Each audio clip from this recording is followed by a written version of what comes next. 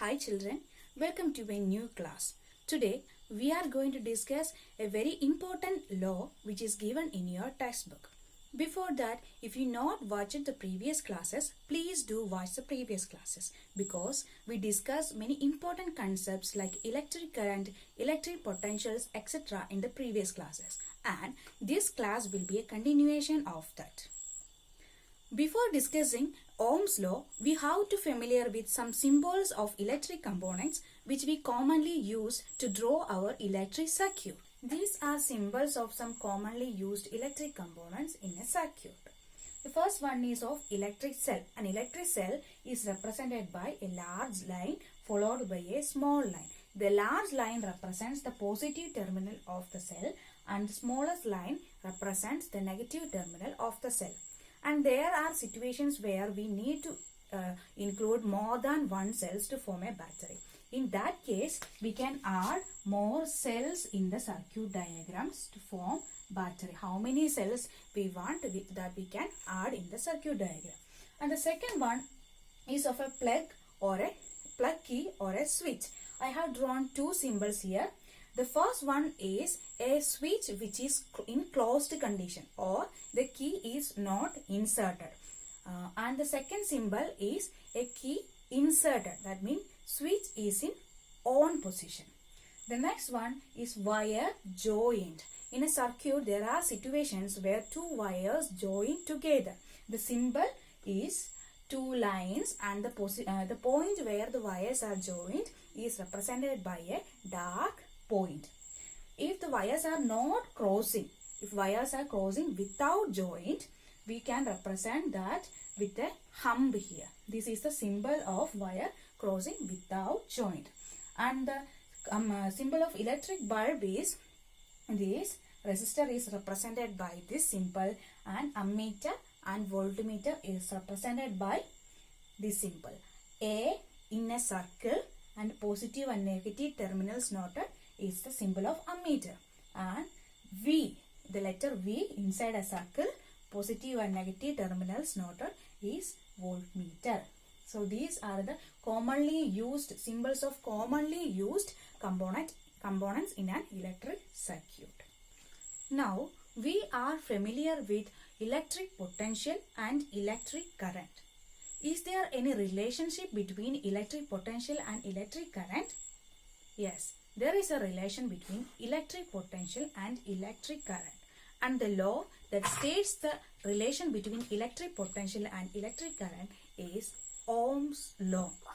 Ohm's law states that the electric potential V across the ends of a metallic wire in an electric circuit is directly proportional to the current flowing through it. The potential difference across the ends of a metallic wire in an electric circuit is directly proportional to the current flowing through it. And also we can write V by I is equal to a constant. And this constant is R. This constant R is the resistance of the circuit. Then we can rewrite Ohm's law as V is equal to I into R. This is the Ohm's law. V is equal to I into R.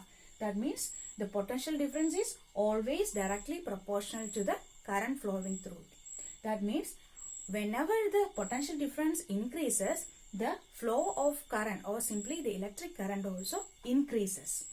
But we have a condition here. If the temperature remains unchanged, if temperature changes, V and I, everything will change. If the temperature remains unchanged, then the potential difference will be directly proportional to the current I.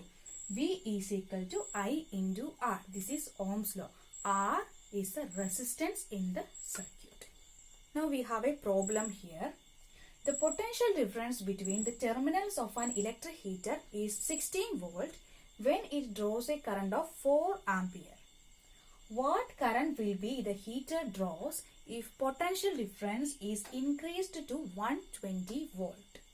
So in the beginning, the heater, the terminal potential difference between the terminals of the heater is 60 volt, was 60 volt, and it draws a 4 ampere current.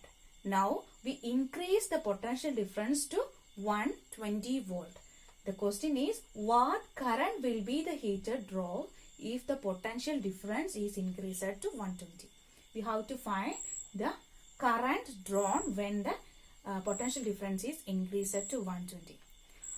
We know according to Ohm's law, V is equal to I into R. In this problem, the potential difference also given and the current flowing through the circuit heater is given. 4 ampere. The current drawn by the heater is 4 ampere. So simply we can calculate what is the resistance of this heater. So R is equal to V by I. Initially the voltage given to the supply was 60 volt. 60 volt divided by the current drawn when the potential difference of 60 volt is given was 4 ampere. 60 volt and 4 ampere. This is 60 by 4. 15 unit of resistance is ohm. 15 ohm. Now we can calculate. Now we got what is R, resistance of this heater. Now we can calculate what will be the current drawn by this heater when we increase the voltage into 120 volt. Now current we want to calculate. Potential difference V is given 120. Now V is 120 volt. And we calculated what is the resistance of the heater. Resistance of the heater is calculated as 50 ohm. Then using the Ohm's law, we can calculate what is the current drawn. We know that V is equal to I into R. Then I is equal to V by R. The new voltage is, or the potential difference is 120 volt divided by resistance of the heater is 15 volt. 15 ohm. Sorry, 15 ohm, which will be equal to 8 ampere. See here, initially the potential difference across the terminal of the heater was 16 volt. In that time, it draws a 4 ampere current. But now we changed the potential difference across the terminals of the heater into 120 volt. When we give 120 volt across the ends of the heater, it draws 8 ampere of current. This satisfies Ohm's law, right? When potential difference was 60 volt, 4 ampere current is drawn. When the potential difference increases to 120, it draws 8 amperes of current. We have another one problem here. A wire of given material having length L and area of cross section A have a resistance of 4 ohm. What will be the resistance of another wire of the same material if the length is changed into L by 2 and the area of cross section into 2A? So we know that the relation between resistance of a conductor, its length and area of cross section is R is equal to rho into L by A, where rho is a constant called resistivity of the material. So for the in the first case, resistance of the material was R is equal to rho into L by A. It was 4 ohm. It is given that 4 ohm. For in the second case, the length was changed into L by 2 and the area of cross section changed into 2A. Then the resistance will be, let this be a resistance 1. Then resistance of the second wire is equal to rho into L is, length is L by 2. L by 2 divided by area of cross section is 2A. 2A. So we can write as rho into L by 2 into 1 by 2A, which is equal to rho into L by 4A. L by 4A. But we know that rho into L by 4A is 4 ohm. So we can substitute rho into L by A as 4 ohm.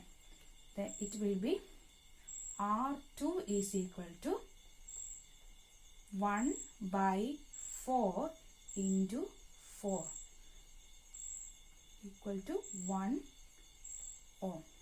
See, when the length changed into L by 2 and the area of cross section changed into 2A, the resistance of the wire changed into 1 by 1 ohm from 2 ohm. It was 4 ohm, now changed into 1